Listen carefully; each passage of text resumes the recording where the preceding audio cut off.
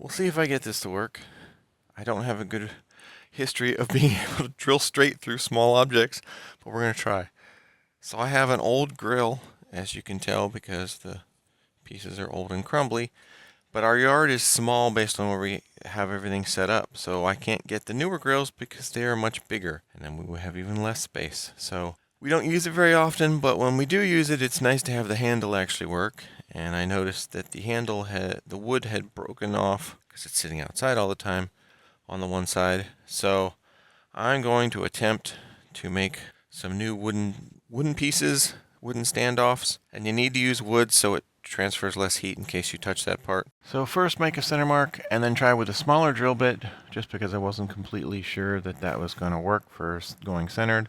Then slightly bigger, wasn't big enough, then bigger drill bit. Then for the second one, I lined it up and made sure it was level, and then just used the bigger drill bit, and I think it worked.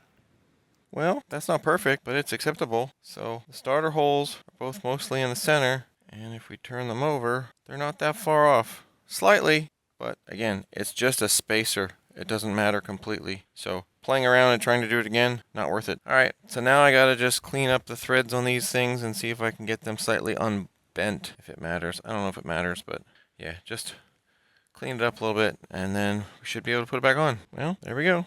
It's nice and solid. Much better than the broken ones that are over 20 years old. Yeah, it should work for a while.